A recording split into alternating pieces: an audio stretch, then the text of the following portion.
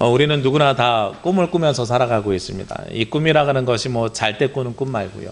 그리고 꼭 큰 꿈이 아니더라도 작은 꿈이라도 꿈을 꾸면서 살아가는 것 같아요.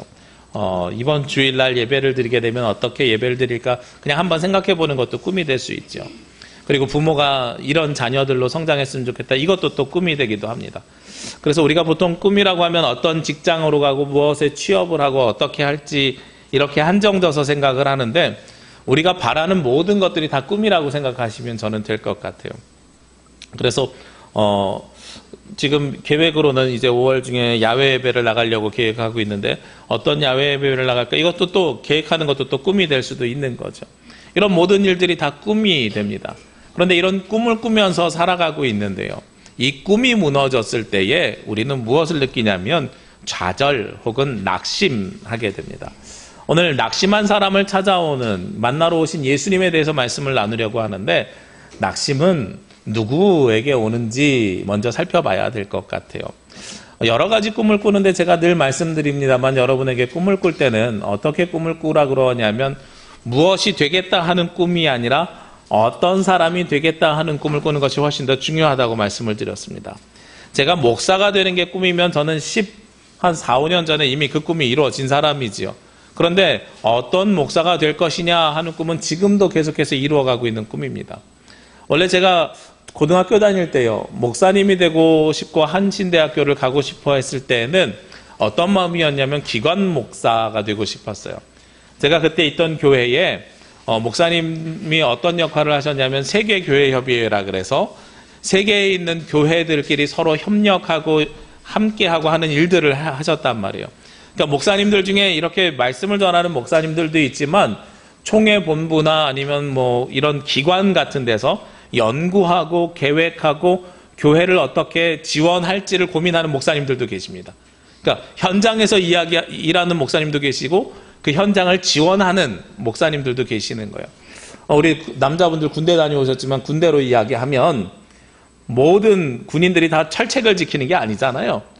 우리 철책을 지키는 군인들도 있지만 이 철책을 지키는 사람에게 쌀을 갖다 줘야 되는 사람, 그리고 거기서 사용하는 장비를 고쳐줘야 되는 사람, 그리고 그들의 휴가증을 발급하는 사람, 이 모든 지원하는 사람도 필요하단 말이죠. 마찬가지입니다. 저도 그런 생각을 하면서 이제 목회를 처음에 꿈을 꿨었습니다. 말씀을 전하는 목사, 나는 그런 거 할 수 없어. 난 말주변이 없는 사람이니까.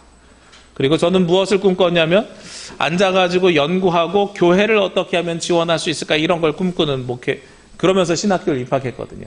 그런데 대학교 3학년 때 한 목사님을 만나고요. 그 목사님께서 저에게 뭐라고 말씀하시냐면 너는 말씀을 전해야 되는 사람이야. 말씀을 전해야 되고 말씀을 전함을 통해서 생명을 살려야 되는 사람이야. 그리고 나서 제가 방향이 바뀌었어요. 그전에는 크리스찬 아카데미와 같은 데서 일을 하다가 이제는 그러면 내가 현장 목회자로 나가야 되겠다 해서 현장 목회자로 나왔거든요.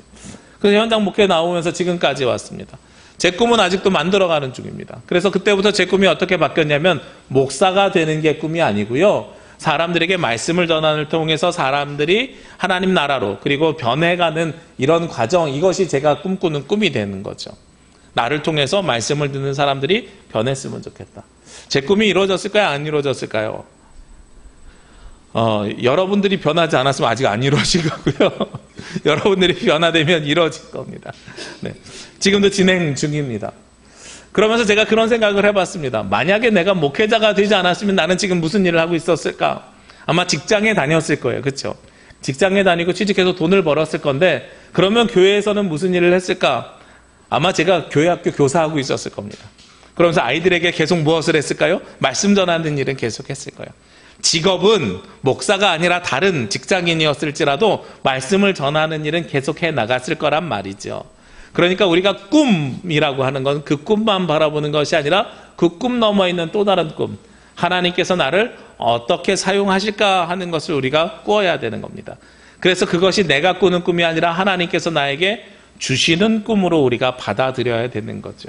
그런데 좀 전에도 말씀드렸지만 낙심은 언제 생기는가? 내가 생각했던 꿈이 무너졌을 때 낙심을 하게 됩니다. 낙심하는 방법을 보았더니요, 우리가 기대했던 만큼 그 일이 이루어지지 않았을 때 낙심하게 되더라고요. 여러분들이 자녀를 키우면서 자녀들이 무엇이 되길 원했어요. 그런데 그 일이 이루어지지 않아요. 이러면 낙심하게 되는 거예요. 여러분들이 어떠한 사업을 진행해 가는데 이 사업이 제대로 진행되지 않았어요. 그러면 그때 낙심하게 되는 것입니다. 우리가 열심히 준비하고 내가 그것이 되기를 바랬는데 그것이 이루어지지 않으면 충분히 낙심할 수가 있는 거죠. 제가 아는 한 친구가 있습니다. 그 친구가 공부를 굉장히 열심히 잘했어요. 그런데 그 친구 부모님의 꿈은 뭐냐면 자녀가 서울대학교에 입학하는 거예요. 충분히 입학할 수 있는 성적이 나올 거라고 옆에서 이 친구들이 모두 다 생각을 했는데요. 근데 막상 시험을 치고 난 다음에 결과가 아슬아슬하게 불합격하게 된 겁니다. 그러니까 낙심하죠. 근데 그 친구가 낙심했을 때 제일 크게 낙심한 게 뭐냐면 본인이 서울대학교에 입학 못한 거에 낙심한 게 아니고요. 부모님이 낙심할 거를 낙심하더라고요.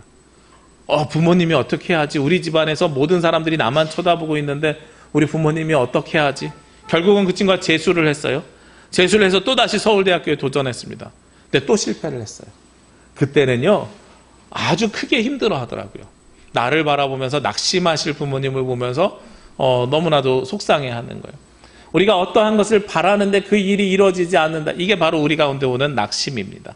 그런데 이 낙심의 크기가 언제 커지냐면요. 이루어지지 않았을 때도 이루어지지 않았을 때지만 내가 그 일을 위해서 얼마나 많은 노력을 하고 수고했는가가 또 비례합니다. 생각을 해보시자고요. 아무 준비도 하지 않았는데 아무 노력도 하지 않았는데 그 일이 이루어지지 않았어요. 그러면 사람들이 어떻게 마음먹어요? 그래, 뭐 일이 이루어지지 않았지만 내가 별로 한 거 없으니까. 그렇죠? 복권 사는 사람들이 그러잖아요. 복권에 이번 주에 당첨 안 됐다고, 1등에 당첨 안 됐다고 그렇게 낙심하는 사람이 있어요. 그게 내가 노력해서 되는 게 아니잖아요. 이게 진짜 운이잖아요. 그러니까 그거는 그냥 그래, 그럴 수 있어, 뭐 다음에 잘 되면 좋지, 그냥 이렇게 마음 먹고 말거든요. 근데 수고하고 노력했어요. 열심히 수고하고 노력했는데 그대로 이루어지지 않아요. 이거 굉장히 낙심하게 되는 일이 생기게 됩니다. 저도 이제 여러 가지 일들을 준비하는데요. 아까 뭐 5월달에 야외 예배 있을 거라고도 말씀드렸는데 작년에 저희 야외 예배 우리 교회가 따로 가기로 했다가 못 갔잖아요. 일주일 동안 되게 열심히 준비했어요. 열심히 준비했는데 토요일 날 밤이 되니까 비가 오기 시작을 해요. 비가 오기 시작하면서 걱정과 고민이 됩니다. 이거 프로그램 준비해 놓은 거 어떡하지? 내일 가기로 했는데 못 가게 되면 어떡하지? 막 머리가 복잡해지는 거예요. 그러면서 열심히 내가 준비했는데 이 모든 일들이 이루어지지 않아 되게 고민스러워지는 거죠. 그래서 그 밤에 생각해낸 게 뭐냐면 못 나가면 그러면 내일 오전 8시까지 막 전화 오시는 분도 있어요. 목사님 내일 비 오는데 야외 예배 예정대로 가요 안 가요? 막 이렇게 전화 주시는 분도 있어서 나름대로 결정했죠. 8시까지 비가 오면 그러면 못 나간다. 그럼 못 나가면 대안이 또 있어야 되잖아요. 그래서 그 대안을 그 밤에 생각을 해봤더니 윷놀이를 해야 되겠더라고요. 그래서 작년에 우리 윷놀이 한 거 기억하시죠? 6개 팀으로 나눈. 근데 그 토요일 날 밤에 윷을 찾아봤더니 집에 한 세트밖에 없어요. 이 6세트가 또 있어야 되잖아요. 방법이 없죠. 그래서 그 밤에 우리 주영강교회랑 예안교회랑 전화해가지고 그 교회 윷 몇 세트 있어요. 그래서 제가 밤에 12시에 나가가지고 윷을 또 6세트를 만들었어요. 만들어가지고 다음날 아침에 됐더니 진짜 8시까지 비가 와요. 근데 문제는 딱 일부 예배가 끝나니까 햇빛이 또 쫙 나요. 이 되게 고민이 되는 거예요. 뭘 해야 되는지, 윷을 놀아야 되는지 아니면 밖으로 나가야 되는지. 근데 땅이 젖어 있으니까 교회에서 윷놀이 합시다 이렇게 했어요. 잘 생각해 보세요. 열심히 준비했어요. 준비했는데 막상 나는 열심히 준비했지만 주일날 되니까 그게 상황이 여건이 되지 않아요. 여건이 되지 않아서 다른 거 대안을 또 만들었어요. 만들었더니 그 다음에 그것이 또 날이 또 햇빛이 또 쨍나요. 그러니까 내가 준비하고 노력한 대로 이루어지지 않게 되는 거예요. 그럴 때 사람의 마음이 보통 어떻게 돼요?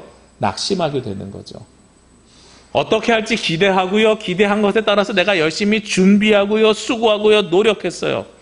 그랬는데 그 일이 이루어지지 않아요. 그럼 나는 여태까지 뭐 한 거야? 난 지금까지 헛일 한 거야? 하는 낙심이 생기게 됩니다. 그게 우리들의 모습 중에 하나이죠. 만약에요, 그 일이 내가 계획한 대로 이루어지면 또 어떤 일이 생기는지 아십니까? 내가 그 일이 계획한 대로 이루어지면 하나님의 은혜입니다라고 이야기하는 게 아니라 교만이 생겨요, 사람에게. 내가 잘나서 이 일들을 이뤘어요. 거봐, 내가 준비한 거 프로그램 좋잖아. 이렇게 이야기할 수도 있는 거죠. 그래서 제가 보니까 이 낙심의 요건이 첫 번째는 기대고요. 두 번째는 수고하고 노력입니다. 그런데 여기서만 끝나는 게 아니지요. 이 낙심하고 수고하고 노력했는데 맨 마지막에 무엇이 있냐면 여기에 너무나도 많은 것들을 쏟아 부어가지고 나에게 다른 대안이 없어져요. 그래서 내가 다른 걸 바라볼 수 있는 여유나 방법이 사라지게 되는 겁니다. 이게 그냥 우리가 뭐 행사 한번 치르고 나에게 인생에 큰 문제가 없는 것이면 그냥 그러고 툭 넘어갈 수 있지만, 만약에 어떠한 사업을 하시는 분이요, 열심히 기대하면서 꿈을 꾸면서 사업을 시작을 했어요. 그리고 공장을 열심히 돌려가지고 그 공장에서 나오는 수익으로 내가 자녀들 학교도 보내고 모두 해야 되겠다, 여러 가지 준비를 했지요. 그런데 외부적인 일로 뭐 IMF나 금융위기나 여러 가지 일들로 인해서 내가 계획한 것이 수고하고 노력했지만 열매를 맺지 못하는 거예요. 회사가 넘어갈 위기에 나오고요. 그리고 더 이상 돈을 벌 수 있는 방법이 없고요.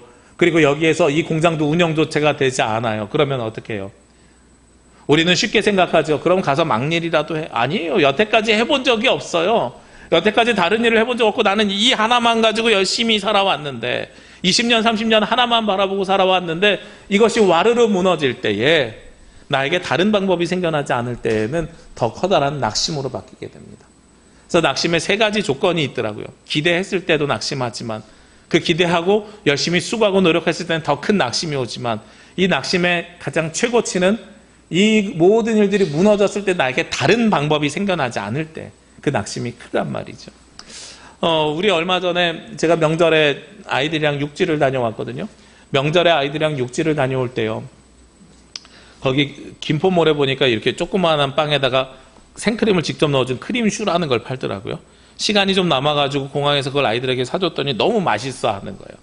그리고선 이제 육지에 회의하러 갈 일이 있을 때 그 한 몇 주 있다가 가면서 아이들하고 약속을 했어요. 뭐라고 약속했냐면, 아빠 갔다 오면서 너네 좋아하는 크림슈 사갖고 올게. 그랬는데 갔더니 그게 문 닫고 없어졌어요. 굉장히 고민되는 거예요. 아이들이 생각하고 기대하고 바라고 있는데 집에 오면서 막 머릿속으로 생각하는 거죠. 도대체 뭐라고 이야기하지? 뭐라고 이야기해야 이것이 설명이 될까? 설명이 안 되는 거죠.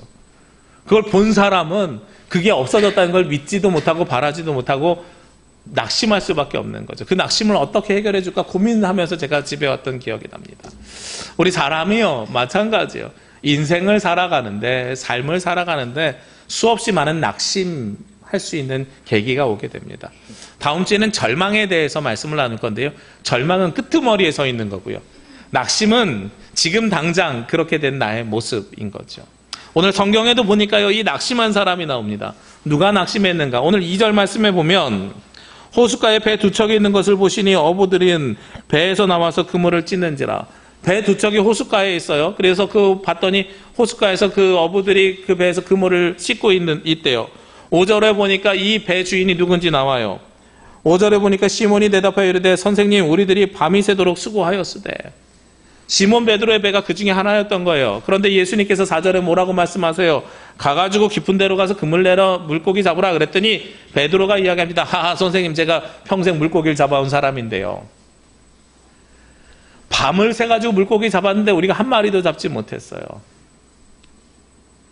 이 상황이에요. 베드로가 어떤 상황이었을까요? 낙심한 상황입니다. 쉽게 말해서.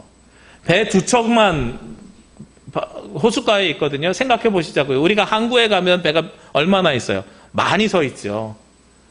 배가 나갈 때는 다 나가버립니다. 물고기 잡으러요. 배 두 척만 있다는 건 무슨 이야기입니까? 다른 배들은 물고기를 잡고 있는데 이 두 척만 희한하게 물고기가 안 잡히는 거예요. 둘 중에 하나죠. 물고기가 먼저 가득 차가지고 들어왔든지, 아니면 여기만 물고기가 안 잡혀서 포기하고 들어왔든지. 다른 배들은 아직도 물고기 잡고 있고. 그런데 오늘 5절 말씀해 보니까 확신할 수 있죠. 물고기가 잡혔어요, 안 잡혔어요? 안 잡혔죠. 안 잡혀서 들어와서 씻고 있었던 거예요, 그물을. 그러니까 시몬 베드로가 배 타고 나가면서 어떤 생각을 했을까요? 저 같으면 그랬을 것 같아요. 시몬 베드로가 배 타고 나가면서요, 오늘 만선의 꿈을 이뤄야죠. 만선의 꿈을 이뤄가지고 물고기 많이 잡아가지고 식구들에게 맛있는 음식을 만들어줘야 되겠다, 이런 꿈을 꾸잖아요. 저희 아이들이 정글의 법칙을 굉장히 좋아해가지고요, 어제도 말씀 준비하다가 이렇게 왔다 갔다 하는데 거실에서 정글의 법칙을 보고 있더라고요. 정글의 법칙을 보는데 제가 어부를 말씀을 준비하는데 배 타고 낚시를 하러 나가는 장면이 마침 또 나와요. 그래서 잠깐 앉아서 같이 봤어요. 야, 낚시 어떻게 해? 그랬더니 둘이 배 타고 지금 낚시하러 가요, 아빠, 막 이러면서 얘기를 해줘요.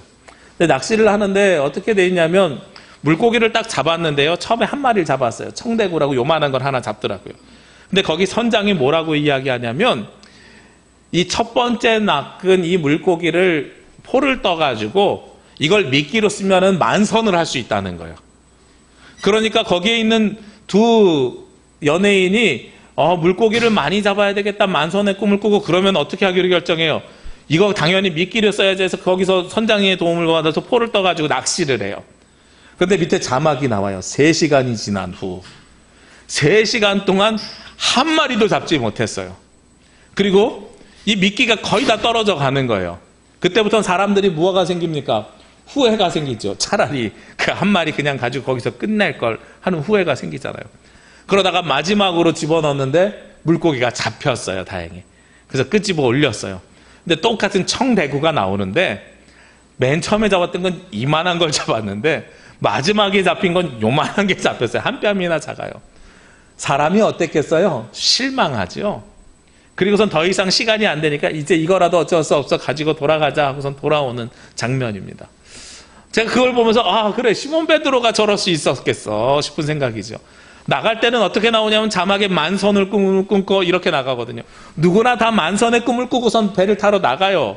그냥 그런데 이렇게 잠깐 낚시하는 게 아니라 이걸 업으로 하는 사람은 만선의 꿈을 꾸고 나가지만 가가지고 밤을 새도록 노력했어요. 만선의 꿈을 꾸고 기대했고 밤새 노력했어요. 그런데 잡은 게 얼마예요? 한 마리도 없어요.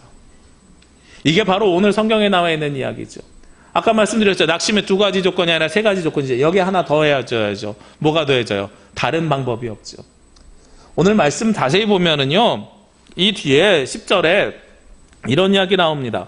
세베대의 아들로서 시몬의 동업자인 야고보와 요한이 놀랐습니다. 베드로만 간 것이 아니라 야고보와 요한도 같이 갔어요. 동업자라 그래요. 이들이 같이 물고기 잡으러 간 거예요. 그러니까 이 사람들은 물고기 잡는 게 뭐였어요? 그냥 낚시 오늘 하루 한번 하러 갈까가 아니라 낚시하는 것이, 고기 잡는 것이 업이었어요. 거기다가 빈 배를 타고 오면서 무엇이 생각났을까요? 제일 먼저. 저라면 가족이 생각났을 것 같아요. 시몬 베드로가 결혼했어요? 안 했어요? 처자식이 있다는 얘기는 없는데요. 마가복음에 보니까 누가 있다고 나오냐면 장모님이 있다고 나와요. 예수님께서 회당에서 귀신 들린 사람을 내쫓은 다음에 베드로가 제일 먼저 예수님을 모시고 어디로 가냐면 장모의 집으로 가서 우리 장모님 고쳐주세요. 그래서 장모님 병 고치마 하는 장면이 나옵니다. 베드로 결혼한 사람이에요. 그러니까 아버지가 집으로 돌아오면서 만선의 꿈을 꾸고 밤새 노력했는데 물고기 하나도 못 잡았어요. 누가 떠올라요? 가족이 떠오르죠. 다른 거 생각할 거 없이 가족이 떠오릅니다. 낙심한 채로 터덜터덜 돌아와서 그물을 씻고 있었던 상황이라는 거죠. 아까 말씀드렸죠. 그냥 아이들이 좋아하는 빵, 그거 가게 문 닫아갖고 사지 못했는데 사지 못한 빵을 어떻게, 낙심할 아이들의 얼굴을 생각하면서 어떻게 이걸 설명할까. 아버지로서 그것도 참으로 불편한 일인데, 그런데 집에 오면서 얘들아, 오늘 아빠가 낚시하러 갔더니 물고기를 한 마리도 못 잡았네? 너네 이해해줘. 오늘 하루만 우리 같이 굶자. 이 얘기가 가능하겠냐고요. 우리 오늘 하루만 굶고 오늘 먹을 거 없으니까 오늘만 참자. 이런 이야기가 가능하겠냐는 거예요. 전혀 불가능한 이야기죠. 이 낙심은요, 자기 개인의 낙심에서 끝나는 것이 아니라 가족의 낙심이고요. 이 낙심은 우리 모두가 어떻게 설명하기 어려운 힘듦과 고통으로 사실은 다가오게 됩니다. 그런데 그때 누가 찾아오십니까? 예수님께서 찾아오시지요. 예수님께서 찾아오시는데, 예수님께서 찾아오셔서 낙심한 사람을 만나는 보니까 단계가 있더라고요. 처음에는 예수님이 오셔서 어떻게 하시느냐? 베드로를 선택하십니다. 여기 계신 여러분들이요, 예수님이 이 땅에 오셔서 여러분들을 선택하셨습니다. 선택하셔서 여러분들이 모두 주님 앞에 나와 계시는 거예요. 오늘 말씀해 보면 2절에 보면 배가 몇 척 있다 그랬어요? 2척 있다 그랬죠. 둘 중에 한 척이 베드로의 배일 건데 예수님이 그 배를 선택하신 겁니다. 예수님 참 놀라워요. 사실은 오늘 말씀 어떤 말씀이냐면 예수님이 게네사렛 바다, 즉 갈릴리 호숫가에 거닐다가 말씀을 전하는 거예요. 사람들이 몰려들어서. 예수님이 굉장히 참 저는 대단한 분이라고 생각을 해요. 배에 올라서 말씀을 전하신 이유가 있단 말이죠. 우리도 야외 예배 같은 데 가면은요, 제가 야외 예배에서 말씀 전하는 게 굉장히 어려워요. 왜냐하면 교회에서 예배당에서는 말씀을 전할 때요, 벽이 다 막혀 있어서 모두 저만 쳐다봐요. 마이크 있어서 소리가 잘 전달이 돼요. 근데 만약에 야외로 갔다고 가정해 봅시다. 야외로 가면 이렇게 앉아서 예배를 드리는데 꼭 저희 아이들 비롯해서 아이들이 뭐 나무든 풀이든 뭐가 있으면 어떻게 해요? 뒤에 뛰어다니죠. 뛰어다니면 성도님들 어떻게 해요? 말씀을 잘 듣다가 아이들 따라서 눈이 이렇게 가죠. 그게 우리들의 모습이거든요. 집중이 안 되는 거예요. 보통 풀에서 하면. 근데 예수님께서 사람이 많으니까 그러면 어떻게 집중을 시켰는가? 배에 올라타세요. 배에 올라타서 강가에서 조금 떨어져요. 그러면 내 뒤에 뭐가 있어요? 없어요? 하나도 없죠. 모든 사람들이 누구만 쳐다봐요? 주님만을 쳐다보죠. 바로 그렇게 쓰기 위해서 배에 올라타신데 그 배가 누구의 배예요? 시몬 베드로의 배였더라. 낙심한 사람을 만나러 오실 때 주님께서 제일 먼저 하시는 1단계가 뭐냐면 선택하시는 겁니다. 선택하신 다음에 그 배에 올라타셨죠. 그 배를 사용하셨습니다. 하나님께서 우리를 선택하셨고요. 선택하신 데서 끝나는 것이 아니라 하나님께서는 우리를 사용하기를 원하십니다. 우리는 하나님으로부터 쓰임받아야 온전히 하나님의 자녀가 되는 거예요. 우리가 쓰임받지 않으면 아무 이유가 없습니다. 아까 시작할 때 말씀드렸던 것처럼 우리가 꿈을 꾸는데 어떤 꿈을 꿔야 된다고요? 무엇이 되는 꿈이 아니라 어떤 사람이 되는 꿈을 꿔야 됩니다. 여러분들이 사업장을 운영을 하시든 회사를 다니시든 직장을 다니시든 하다못해 그냥 가정에서 주부여도 내가 아빠가 되고 엄마가 되는 꿈이 아니라 어떤 아빠가 되고 엄마가 되는 꿈, 어떤 교사가 되고 어떤 사업자가 되고 어떤 직장인이 되는 꿈을 꿔야 돼요.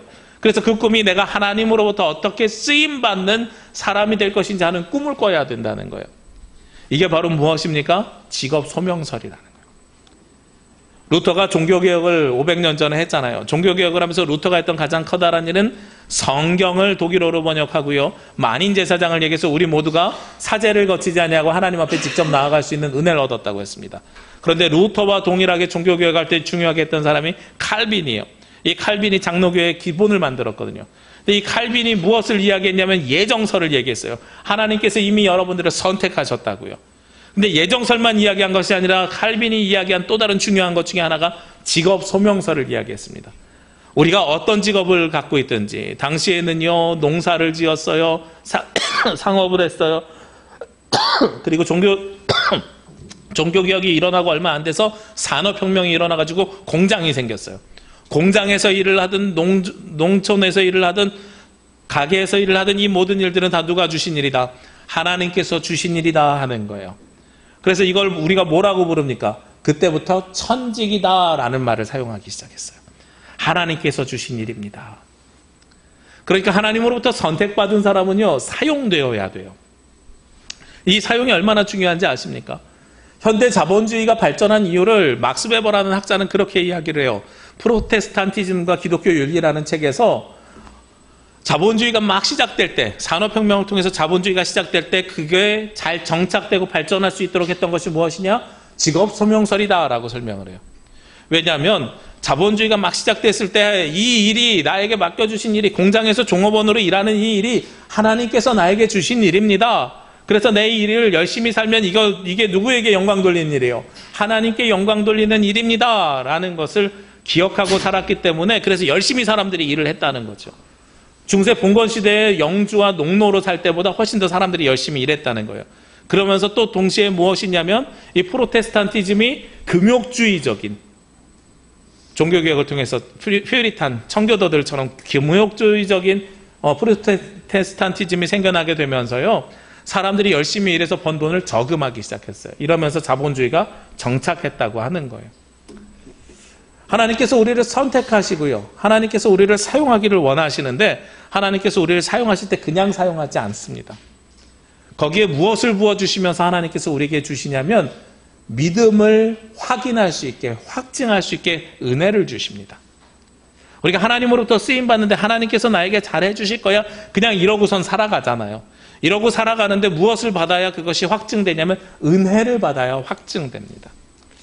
보통 목사님들이 표현할 때요. 어떤 표현을 하냐면 교회에 처음 오는 사람들을 우리가 새신자라고 하잖아요. 새신자라고 하는데 새신자를 둘로 나눕니다. 어떻게 나누냐면 기신자하고 초신자하고. 이 둘은 어떤 차이가 있냐면 다른 교회에서 신앙생활 하다가 제주로 이사와서 우리 교회에 처음 왔으면 새신자지만 기존의 교회를 다녔던 기신자예요. 그런데 우리 교회는 별로 그런 분은 없는 것 같은데 우리 교회를 처음으로 나온 새신자지만 예수님을 처음 믿는 초신자가 있을 수 있어요. 그래서 초신자는 따로 이제 말씀 양육이 더 들어가야 되거든요. 이 둘이 다르잖아요. 신앙의 배경이 다르니까요. 그런데 그것뿐만 아니라 이렇게 열심히 교회를 다니다가 교회를 안 나오는 사람들이 있어요.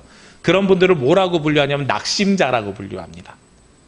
교회를 다니는데요. 다니다가 하나님의 은혜를 받아야 우리가 낙심해서 이겨낼 수 있는데 하나님으로부터 선택된 걸 믿고요. 믿고 거기에 따라서 하나님으로부터 쓰임받기를 직업소명서를 믿고 내가 그대로 쓰임받으면서 세상에서 열심히 살아가는데 그냥 나보고 내 의지로 열심히 살라 그러면 이게 사라지지 않아요.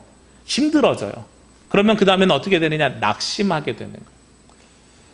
얼마 전에 이제 제가 우리 교회 잘 나오시다 몇 주 동안 안 나오시는 분 한 분을 만났어요. 만나서 집사님 왜 요즘 안 뵈시나요? 좀 같이 예배 드리고 뵀으면 좋겠는데요. 그랬더니 하시는 말씀이 마음은 있는데 몸이 잘 안 움직여지네요. 이러시더라고요. 이 낙심이라는 것은 어떤 일에 의해서 한번 마음이 상하게 돼서 낙심하게 되면 이게 관성이라는 게 작용하는 것 같아요. 교회에 계속 나오던 사람은 관성이라는 게 그거죠. 쭉 차가 갈 때는 가던 힘에 의해서 계속 갑니다. 멈춰있는 건 계속 멈춰 있습니다. 갈 때는 괜찮았는데 어쩌다가 동력이 떨어져가지고 멈췄어요. 다시 시작하려면 큰 힘이 들어가거든요. 다시 시작하는 게 쉽지 않았나 봐요. 그래서 목사님 제가 마음은 가고 싶은데 그래서 집사님 이번 주일날 뵐 수 있을까요? 제가 그랬더니 제가 마음으로는 가고 싶은데 주일날 아침에 일어나 봐야 알겠습니다. 이렇게 말씀을 하시더라고요. 그래서 솔직하시네요. 제가 이런 말씀을 드렸어요. 근데 그런 일들이 일어나게 되는 이유가 무엇이냐? 바로 아까 말씀드렸던 것처럼 선택받았고 사용하시는 걸 알고 내가 열심히 하는데 내 인생에 무엇이 일어나지 않아서 변화가 일어나지 않아서 그런 거예요. 근데 오늘 시몬 베드로를 사용하시는 방법을 보니까요. 선택하시고요. 사용하시는데 어떻게 사용하시냐면 은혜를 부어주시면서 사용하십니다. 오늘 베드로에게 뭐라고 말씀하십니까? 예수님이 말씀 다 전하신 다음에요. 배를 가지고 저 깊은 곳으로 가라 그래요. 그렇죠? 깊은 곳으로 가라 그러면서 깊은 곳에 가서 어떻게 하라 그럽니까? 그물을 내리라 그러죠. 저는 사실은 낚시를 잘 모르는데 낚시하는 분들에게 좀 여쭤봤어요. 어떻게 낚시를 해야 잘할 수 있습니까? 그랬더니 그런 말씀을 하세요. 배에서 이제 찌하고 뭐 이렇게 낚시 바늘을 얼마나 내리는지에 따라 달라진다는 거예요. 그래서 이 깊이에 따라서 예를 들면 1m 내리면 1m의 물고기가 다니는 고기가 있고 더 깊이 내리면 더 깊이 다니는 물고기가 있다는 거죠. 그래서 물고기의 종류에 따라서 그게 다르대요. 그래서 그럼 깊은 데 가면 물고기가 많겠네요. 그랬더니 깊은 데 가면 거기서 살 수 있는 물고기가 생각보다 별로 없어요. 이런 이야기를 또 하시더라고요. 그래서 근데 그게 중요한 게 아니라 내가 내리는 낚싯바늘을 내리는 깊이하고 뭐가 맞아야 돼요? 그때 물고기가 많이 다니는 그 길목하고 이게 맞아야 되는 거예요. 그래야 많이 낚을 수가 있다는 거죠. 그래서 물때도 알아야 되고 그 깊이도 알아야 되고 뭐 여러 가지들이 생각보다 복잡한 이야기들을 합니다. 성경에서 깊은 곳에 가서 그물을 내리라고 했을 때 오늘 이 시몬 베드로의 이야기를 보면 알 수 있어요. 시몬 베드로가 5절 말씀에 보면 다시 뭐라고 이야기합니까? 내가 낚시 혹은 물고기 잡는 것의 전문가인데요.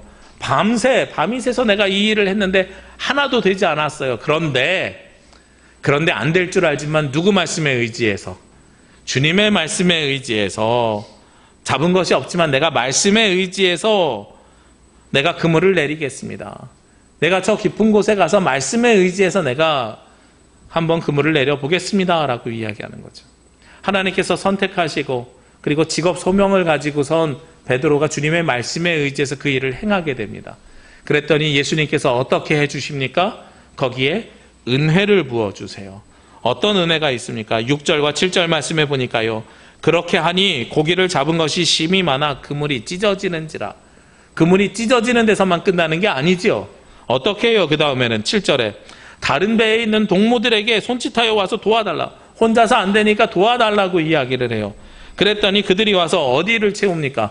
두 배의 채움에 잠기게 되었더라 하고 말씀하고 있어요. 배가 잠길 만큼 많은 물고기를 잡았더라 하는 거죠. 그러니까 이건 무슨 이야기입니까? 낙심해 있는 자가 예수님을 만난 다음에 그 말씀에 의지해서 쓰임을 받았더니 그랬더니 어떤 은혜가 주어져요? 우리가 생각했던 거랑 전혀 다른 놀라운 은혜가 주어지죠. 배가 가득 차는 은혜를 주님께서 주시더라 하는 겁니다. 우리의 방법과 생각과 전혀 다른 방법으로 주님께서 역사해 주십니다.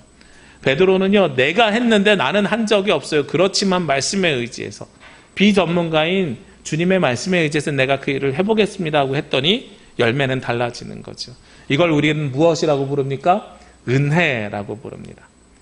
낙심하지 않기 위해서는요, 하나님의 선택받은 사람이 하나님으로부터 쓰임받아서 살아가는데 은혜를 받아야, 하나님으로부터 은혜를 받아야 우리가 그 은혜로 말미암아서 낙심하지 않게 됩니다. 근데 그 은혜를 받기 위해서는 어떻게 해야 돼요? 베드로와 같이 그 말씀에 의지하는 우리의 믿음이 있어야 은혜를 받게 되는 거죠. 거기에서 끝나는 게 아닙니다. 그러고 나서 베드로가 어떻게 합니까? 주님 앞에 엎드려서 결단합니다. 이제 나는 죄인이로서이다. 주님 떠나십시오. 내가 주님과 함께 할 수 없습니다. 주님을 보기 시작했어요. 베드로가 주님이 어떤 분인지 이제야 보입니다. 말씀 잘 전하는 사람이 아니라 죄를 구원하러 오신 분인 줄 알고 내가 죄인인 줄을 그때에서 깨닫게 돼요. 그랬더니 주님께서 이 베드로를 어떻게 만들어 주십니까? 10절 말씀에 보면은요, 세베대의 아들로서 시몬의 동업자인 야고보와 요한도 놀랐습니다. 예수께서 시몬에게 이르시되 뭐라고 말씀하세요? 무서워하지 말라. 이제후로는 내가 사람을 취하리라. 우리가 흔히 이 말씀을 어떻게 알고 있습니까? 내가 너를 무엇을 낚는 업으로? 사람을 낚는 업으로 삼으리라 하고 말씀하죠.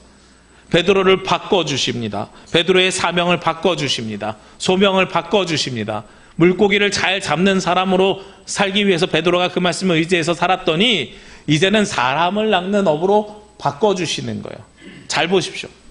베드로가요, 자기가 하던 일이 물고기 잡는 일에서 예수님의 제자로 삶이 바뀌었습니다. 그렇죠? 어부에서 제자로 직업이 바뀌었는데요, 아까 말씀드렸던 것처럼 제가 목사였든 회사원이었든 저는 말씀 전하는 일을 했었을 거라고요. 베드로가 물고기를 잡는 일에서, 낚는 일에서 사람을 낚는 일로 그 어떻게는 동일하게 유지되고 있지요. 하나님께서 우리에게 꿈을 꾸라고 하시는 것, 낙심한 자들에게 늘 하시는 말씀이 바로 그거예요. 낙심했어? 내가 만나줄게. 만나서 너를 사용해줄게. 나를 믿어. 그러면 내가 은혜를 부어주고 그 은혜를 경험하잖아? 그러면 내가 너에게 다시 한번 소명을 줄 거야. 그 소명은 이제는 꿈 넘어 꿈에 있는 진짜 소명이야 하고 말씀하시는 거예요. 낚는 일을 하는데 이제는 더 이상 물고기를 낚는 일이 아니라 사람을 낚는 일을 하게 해줄 거야. 하나님의 말씀을 우리 가운데 다시 한번 허락해 주십니다. 이게 우리가 낙심한 자를 만나러 오신 주님의 모습입니다. 우리가 여러 번 낙심할 수 있습니다. 낙심한다고 해서 절망하지 마십시오.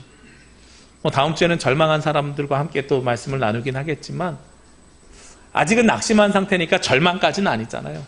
낙심했을 때 주님께서 나를 만나러 와주시기를 간구하십시오. 그래서 오늘 베드로처럼 주님께서 여러분을 선택하셨으니까 이 자리에 나오셨잖아요. 이 자리에 나오신 여러분들이 선택받은 데서 끝나는 것이 아니라 주님께서 주신 말씀으로 쓰임 받으십시오. 근데 그냥 쓰임만 받으면 지칩니다. 낙심자가 됩니다. 쓰임 받을 때 어떻게 쓰임 받아야 된다고요? 주님의 말씀에 의지하면서 쓰임을 받으십시오. 그럼 주님께서 은혜 부어주시고 또 다른 사명을 감당하라고 주님께서 말씀을 주십니다. 그게 바로 우리에게 소명으로 주시는 것이고, 그리고 나서 베드로의 삶이 어떻게 돼요? 모든 걸 다 내버려두고 누구를 쫓아요? 주님을 쫓는 삶으로 바뀌게 되는 거죠. 낙심한 사람을 주님은 들어서 예수님의 제자로 사용하셨습니다. 제가 말씀을 마치면서 찬양 한 곡을 소개시켜 드리려고 합니다. 그의 나라 온 땅에라는 찬양이에요. 이 가사가 그렇습니다. 아주 작은 어린 양 한 마리를 애태우며 찾으시는 하나님, 보잘것없는 과부의 헌금을 넉넉히 받으시는 하나님. 여기까지는 우리가 잘 알고 있는 내용입니다. 이름 양 한 마리 찾으시고요, 과부의 두 렛돈을 받아주시는 하나님이죠.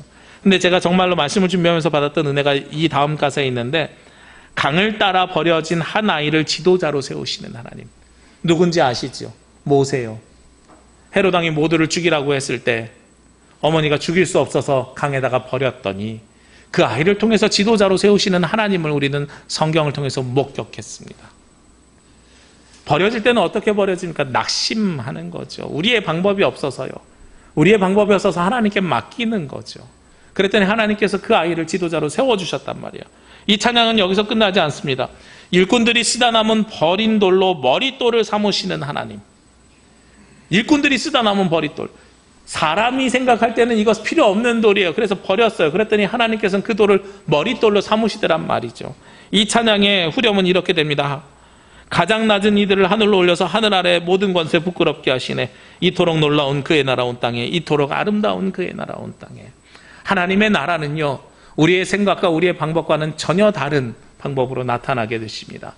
시몬 베드로가 하루 밤새 물고기 잡고 기대했던 걸 이루지 못하고 수고하고 노력했지만 가족들 먹여 살릴 방법이 없어서 낙심하고 있는 그 상황 속에서 주님을 만났을 때에 오히려 예수님의 제자로 쓰임받으며 복음 전하는 자로, 나중에는 초대교회의 첫 번째 지도자로 쓰임을 받는 베드로가 되었던 것처럼 우리가 하나님의 말씀에 의지해서 주님의 은혜를 받으면 우리의 삶이 낙심자가 아니라 주님의 사람으로 변모되고 변화되고 쓰임받게 되는 사람으로 바뀌게 됩니다. 우리가 이 땅에서 살아가면서 때로는 마음 상할 때 있고요, 심령이 약한 때가 있고요, 내가 원하는 대로 되지 않을 때들도 있습니다. 그러나 그럴 때 주님께서 찾아와 주시기를 기대하고 기도하십시오. 주님께서 여러분을 만나 주셨을 때 그 말씀을 의지해서 믿음을 통해 그 모든 문제들이 해결되고 그리고 주님과 함께 동행하는 삶을 살아가는 저와 여러분이 되시기를 주의 이름으로 기도합니다. 기도드리겠습니다. 거룩하신 아버지 하나님, 이 시간 주님 앞에 나온 낙심한 영혼들을 위하여 기도하며 간구합니다. 우리가 기대했던 것들이 무너지고 내가 할 수 있는 것이 하나도 남아있지 않으며 앞으로 어떻게 살아가야 될지 막막한 그들에게 찾아와 주시는 예수 그리스도를 믿고 기대합니다. 저희들 그 말씀 의지하여 주님의 말씀대로 살아갈 때 우리에게도 베드로와 같이 큰 은혜를 부어 주옵시고 그 은혜로 말미암아 부자가 되는 것이 아니라 그 은혜로 말미암아 주님의 사람이 될 수 있도록 인도하여 주시옵소서. 이 모든 말씀 예수님의 이름으로 기도합니다. 아멘.